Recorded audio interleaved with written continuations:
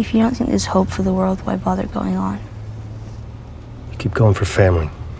I'm not family. No. You're cargo. These two characters kind of collide with each other and are forced to be together, and you could tell neither one of them wants it. And it's more explicit in the show than it was even in the game, because, you know, in the game we're kind of finding it as we're making it. What are you doing? Killing time. Well, what am I supposed to do? I'm sure you'll figure that out. Sometimes it's making sure we don't change things for the sake of changing them. We just felt the game did it so well, there was no reason to reinvent it. I had one singular goal with the show. Teach me something new about Joel. Because I felt like I went over that thing with a fine-tooth comb, and I mean, what did I miss? Joel. Ellie! You are treading on some mighty thin ice here. Joel's relationships at the start of the story have everything to do with what motivates him, the loss of his daughter, and it's very painful. Very few things left in life to help him remember that he's an actual human being or that there's a real beating heart inside his chest, which makes him capable of really, really dark things. And then he meets Ellie, who's even more like him than anyone else. Your dad's kind of a pessimist. It's not my dad. And Ellie is a character that will reignite the essence of his identity and purpose. You might not be her father, but you were someone's. Growing up in the Boston QZ, just like with a load of other kids, she has no sort of concept of a future, really, of like what to do with your life. She's just like existing in the everyday and making the best of it. When we first meet Ellie, she seems just like a bit of an Nice knife. Where'd you learn to do that? the circus. It's who she is, part of who she is for sure. But it's also a bit of a friend.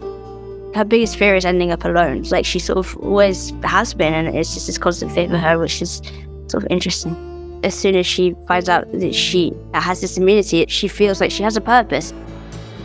Seeing Bella really blew me away. I feel so connected to her. It's like seeing Ellie, the video game character, come to life. Everyone I have cared for has either died or left me. Both versions of the story, I think, ultimately have a similar conversation about love.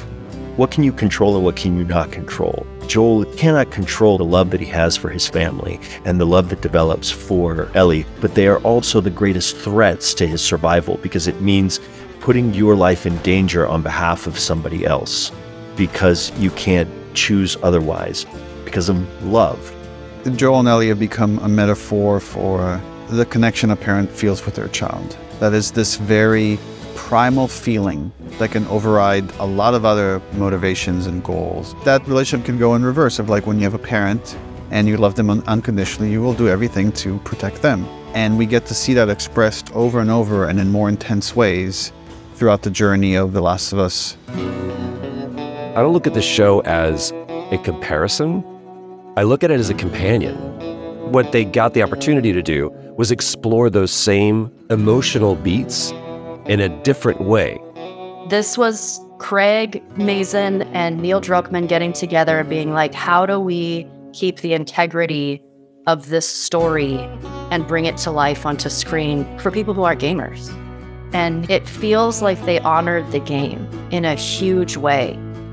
It always feels like you're looking into this like a very interesting parallel dimension. And I think people that do experience both will get the richest version of that story. And these things can live side by side and speak to and enrich one another.